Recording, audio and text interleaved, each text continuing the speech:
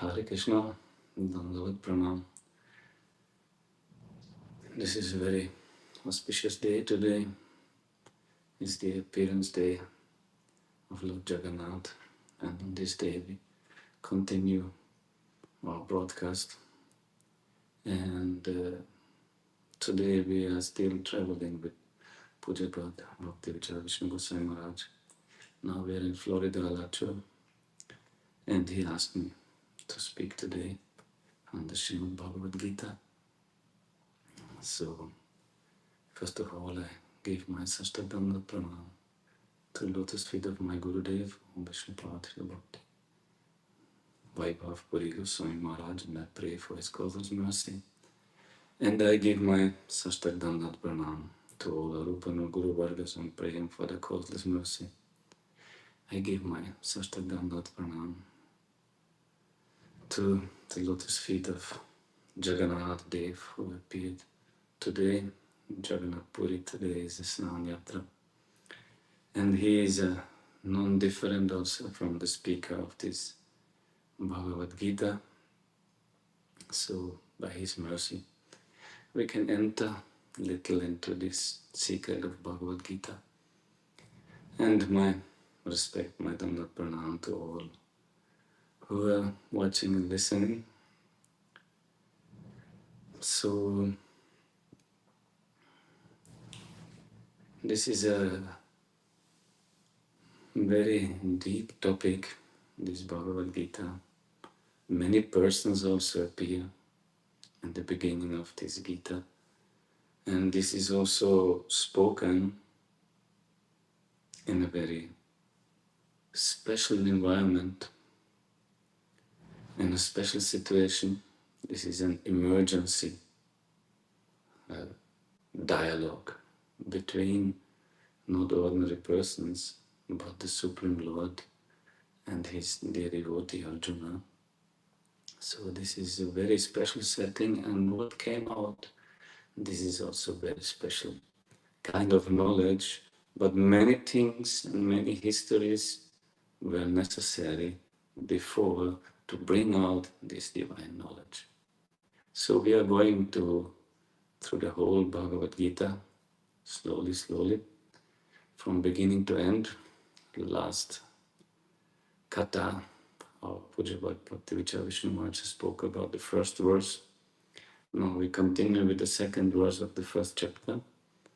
And there some names are introduced and we can speak a little about the history. It is good to know who is who in the Bhagavad Gita, in the Mahabharata.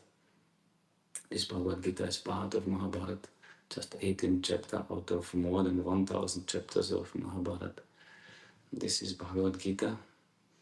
It is good to know somehow who is speaking here. Otherwise, so you can get more insight, you can understand this knowledge in a better way. So we will just go to the second verse and we will see how the story is going on. Here Sanjaya is speaking. Sanjaya Uvacha. Sanjaya means he is disciple of Srila Vyasadeva. Srila Vyasadeva gave divine vision to Sanjaya. So he was sitting in Hastinapur, and like nowadays, same what we are using here, this modern technology. I'm sitting in Florida, many of you, they're sitting everywhere in the whole world.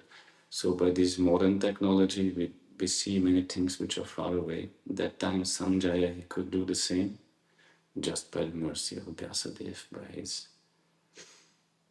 by his own body, by his own consciousness, he could see what is going on the battlefield of Kurukshetra, which is far away from Hastinapur, from nowadays New Delhi, approximately. So, and he said, Sanjaya Vacha, Drishtva tu Pandavanikam, Vyudham Duryodanastada, Acharyam Upasangamya, Raja Vachanam Abravit. Sanjaya, he spoke to Dhritarashtra. Dhritarashtra is the blind king who is not only material blind, also spiritually blind. He's blinded by his affection to his own sons. So he's leaving the path of Dharma to favor his own sons. So then Duryodhana, who is the eldest son of Dhritarashtra, who is the enemy on the enemy side of the Pandavas, he is speaking. Sanjaya speaks what Duryodhana is doing, and he is speaking to his guru, to Drona Acharya. After having seen the big army of the Pandavas, they have a huge army, and then he spoke, he went to his Acharya, to his guru, and he spoke. And what he spoke, that is simple, because now both armies are standing there, they are ready to fight the next moment. They're just waiting for the final signal. And so Duryodhana goes to his guru and speaks. And what he's speaking, this is in the next verse.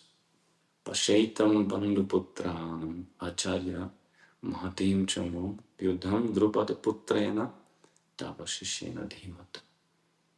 Look, Pashya Etam Chamum, look this army of the sons of Pandu, of the Pandavas, means Yudhishthira, Bhima, Arjuna, Sahadeva, Nakula, the 5 Pandavas. O Acharya, O Gurudev, look what is going on here, which have been arranged by the son of King Drupada. Who is your disciple? Duryodhana speaks to his guru, Tavashishena, Dhimata, by your disciple who is very intelligent. And this way, Duryodhana is a little criticizing to his guru, not directly, of course. The disciple cannot do that. But little he is giving some critic, because he said, you taught him how to fight. Now he's fighting against us, and he even became the general of the army. So, and he's very intelligent. Why is intelligent? Because you taught him, you gave him all the knowledge. And that is a long history, actually, because in Mahabharata, many stories are coming. Many stories. They come together and they finalize in this battle of Kurukshetra. But many private, many stories, personal stories, they all come together. Also the universal story, how Krishna, he wanted that this war takes place so that the sinful kings will destroy each other. That was Krishna's plan. So he made up this whole story. And here, Dronacharya. Who is Dronacharya? That is a long history also. And so Dronacharya, he became the guru, the fighting guru, martial arts guru of the Pandavas and of the Kauravas, means Dhritarashtra's sons and the Pandu's sons, of both. He was teaching them. Actually, their guru is Kripacharya. It's the family guru. But Kripacharya, he was very busy, so he had not so much time to teach them properly. Many other duties also, not only to teach them how to fight. So once the children, when they were young, the Pandavas and the Kauravas, the Duryodhana and his 100 sons, 100 brothers, and 5 Pandavas, they were playing with a ball once. And the ball fell into the one well, and they could not catch it to take it out. So then by chance, one Brahmin was passing by, and the boys ran to him and said, oh, Brahmin. So this and this happened, our ball fell into the well. Then this Brahmin, he took some reed, some stick, and shot it into the ball. And then he took a second reed and shot it into the first reed, and then took a third reed and shot it into the second reed. And in this way he shot one reed into another, until he could just catch it and take out the ball. And all the boys were astonished. What is that? Who can do such a feat? Who is able to do that? So Arjuna came and ran to Bhishma. Bhishma is the grandfather, great grandfather. He ran and said, "Oh, great grandfather, you don't know what happened. We were playing with the ball and the ball fell into the well, and one Brahmin came and he shot one reed into that, and he shot the second reed in the first, and like this he shot one reed in another, and he took out the ball." And then Bhishma Pitama immediately understood, oh, only Dronacharya can do such a thing. Only he is capable of doing this. So he came personally to meet him, and he requested Dronacharya, please, you teach our children. Please become their fighting guru. So Dronacharya accepted this honorable task to teach the princes all the royal children. So how it came, why he was wandering around Dronacharya is also one history, because he was very angry, he was very ashamed, like this. So he left his home. Because Dronacharya, he married Kripacharya's sister, Kripi, and they were very poor, which is not a fault for a Brahmin to be poor. This is all right. So, but they had nothing, and when their son was born, Dronacharya's son, Ashwatthama, then he was playing with the other children, and once the other children asked to Ashwatthama when he grew up little, oh, you know, we're getting every day so nice milk, and milk is so tasting like nectar, cow's milk, and Ashwatthama never tasted milk in his life because they had no cow, they were so poor. Then the children asking him, you know, how is the taste of milk? And he felt very shy, so he came home and asking his mother, mother, please tell me what is milk, cow's milk? What is the taste of cow's milk? Then Kripi, she was feel very sorry that she could not feed her child properly. So just to pacify him, she took some glass of water and mixed some white flour inside, just a little maida, white flour, and like it became a white liquid, and she gave this milk, so-called milk, to Ashwatthama. Then Ashwatthama, he drank it, and then he could tell his friends, oh yes, I know what is milk. But actually he did not know. So Kripi felt so sad and so sorry that she begged her husband, Dronacharya, because Dronacharya, he had a friendship when he was a young boy with King Drupal. They were same age, they were playing together, and when they were young children, they were saying, yes, we will stay friends for whole life. So, and after Drupada became king, Dronacharya became Brahmin, so their ways separated again, and then Dronacharya became very poor, but Drupada became very rich, he's the king. So Kripi reminded her husband, oh, please go to your friend and beg. This is not a shame for a Brahmin to beg him. I cannot feed my boy, our son, I feel very sorry. So Dronacharya went to King Drupada and to ask for help, but he did not want to beg. He just wanted to remind him of his friendship. He was not thinking to come as a beggar, but to come as a friend. So Dronacharya came to the royal court of King Drupada, who was sitting on the throne, and was opulent king. Dronacharya was a very poor Brahmin. He came and he said, oh, my dear friend, you remember? You're always my friend. We promised each other. I came here for your friendship. Then Drupada was looking, friendship? How is it possible? Friendship is between two equals. But you're a Brahmin, I'm a king. You can ask me, if you beg, I will give you whatever you want. But friendship we cannot have. This is not only between equals. And then Dronacharya was very hurt. He did not want to become a beggar. So he wanted his friendship, but his friendship was denied, so he was rejected. So he did not ask for anything and left the court of Drupada. But he also did not dare to come home empty-handed. So he left his home and started wandering around. And he felt very insulted by his former friend, by King Drupada, and he was thinking how to take revenge that was burning in him. So he was feeling so ashamed that he did not want to go home. He left his son, he left his wife, and he was wandering around. And by providence, he came to the place where the Pandavas and the Kauravas got their training.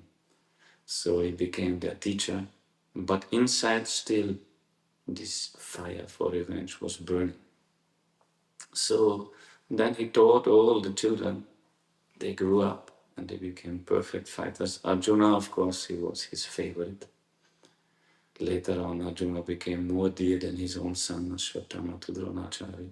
Because Arjuna, he was doing everything for his guru. He wanted to please his guru by his skills, by his learning, everything like that. His guru was his only aim. So when they finally completed their study, their education, their fighting, training, everything, then it is tradition, you have to give some dakshina to the guru, some gift, something. So when the education was completed, then Dronacharya asked his disciples, 5 Pandavas and 100 brothers, the Kauravas, Duryodhana and his 99 brothers.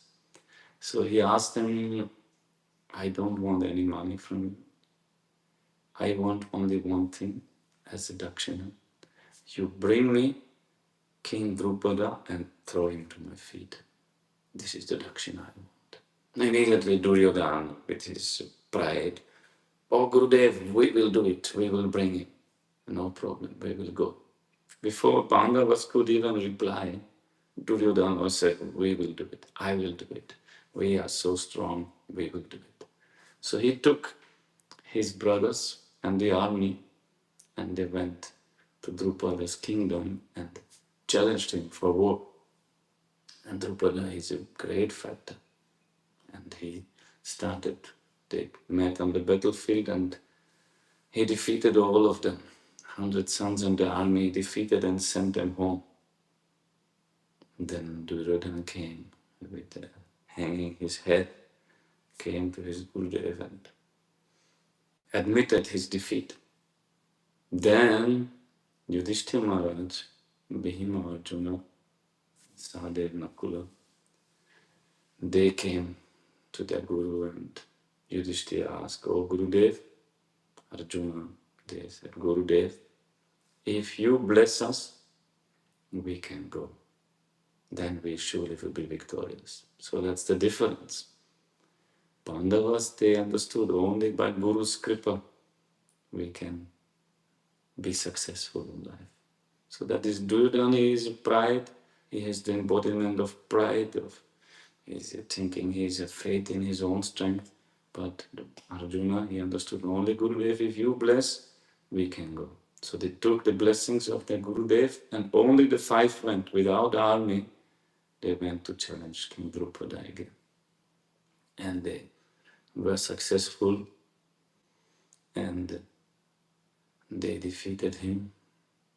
And Bhima, I think Bhima captured him and bound him up. And when the king is captured, war is over. So they came back to their Gurudev and offered Drupada to the lotus feet of their Guru. And then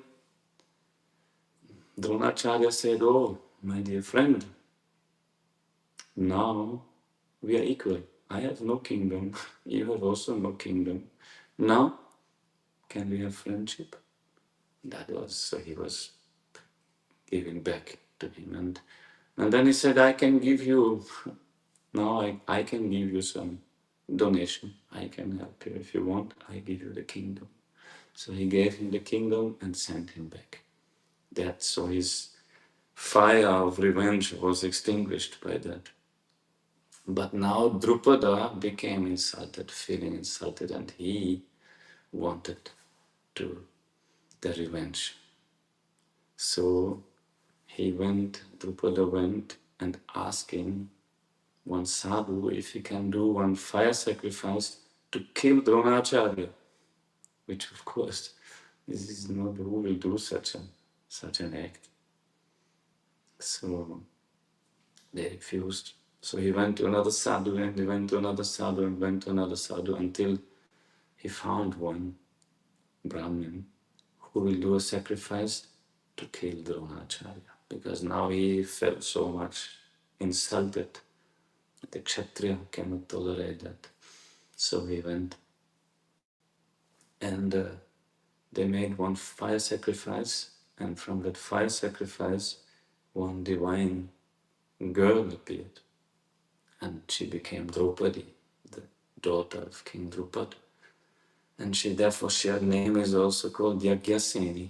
She appeared from the yagya, from the fire sacrifice. And her nature also like fire. So she became the wife of the Pandavas. Later on, this long history, Mahabharata is endless ocean. If you jump inside the waves of Mahabharata, difficult to come out. And after also one son was born from that fire, and that son was Drishtadyumna. And this Drishtadyumna, he is referred in this verse as the son of this Tava Shishyena Dhimata Drupada Vyudham Drupada Putrena Tava Shishyena Dhimata. Here, this is your son, this is your disciple, O Acharya, O Dronacharya, O Gurudev. And he is the son of Drupad, your enemy.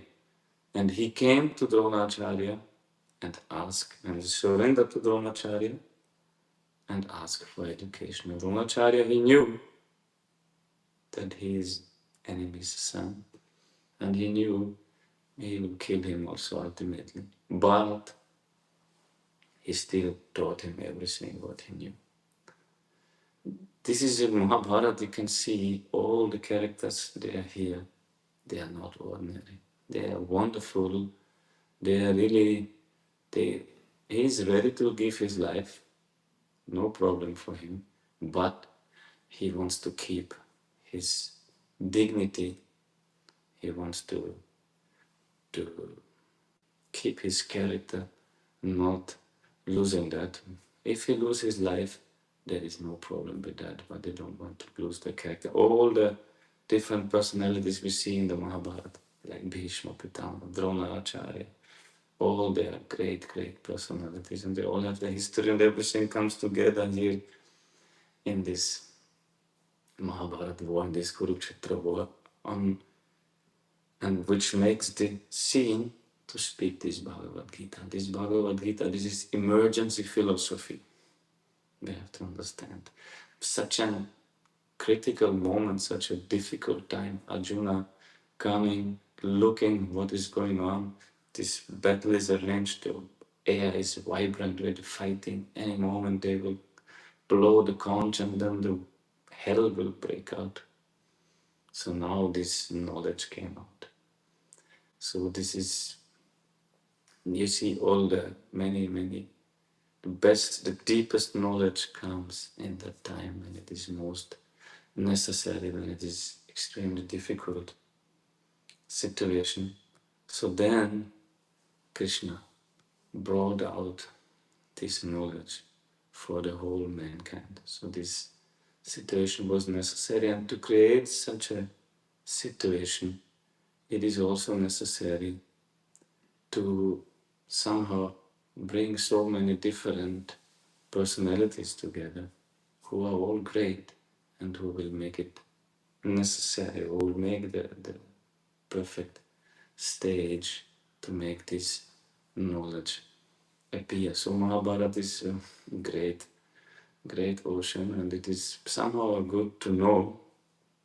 It is very helpful to understand this Bhagavad Gita's knowledge. What after Krishna is going to speak, this is timeless. This is spiritual. This is connected to the soul. And some also say, some yoga schools and some others say this Bhagavad Gita is just like a analogy. There is no historical background, but this is not true. There are many signs also they found in the battlefield of Kurukshetra, symptoms of atomic-like weapons, melted sand became glass. So all this was found also by archaeologists, and some weapons they found, and many symptoms, many proofs that this battle took place there. It is not just an analogy. It is Supreme Lord Himself who came, who arranged everything to give this knowledge to the people. This is the flame of this Mahabharata, which is illuminating all. And this is very deep knowledge about the soul. Like many Upanishads, they give so much knowledge about the body, mind, and soul. And the same knowledge is given by Bhagavad Gita, but in very simple words. For this, at the end of Dvapara Yuga, Krishna spoke this for the future generations. And later on, he came also himself to teach this same meaning. That's the conclusion of this also to the mankind in the form of Chaitanya Mahaprabhu appeared, and to show what is practical application of this Bhagavad Gita knowledge. And also one thing is necessary. This now we're using all this modern technology to spread the knowledge, to go deep, to really understand it, to apply.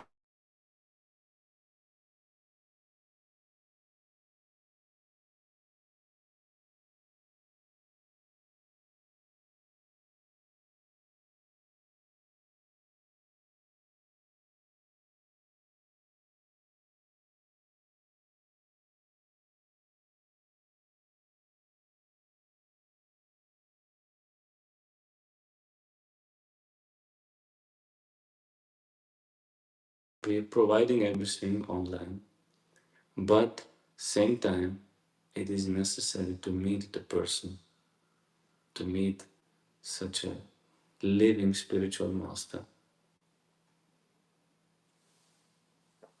And Krishna the Gita himself later on says, Vidya Prashna Sevaya Padikshanti Te Jnanam Jnananas Tattva Darshana. You have to go to one who knows knowledge, realize this knowledge, and he can give you this knowledge. So I see some little technical problems also here. What to do? Sanjay, I did not have these problems.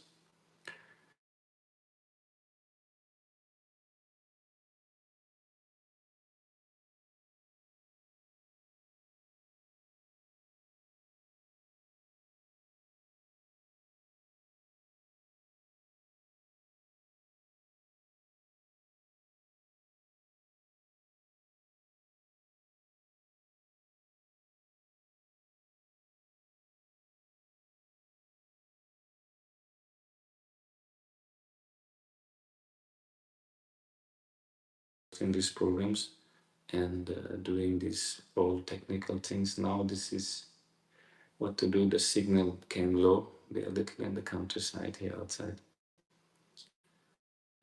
And so thanks all for watching. And I did not set up who will speak next time, but slowly, many different speakers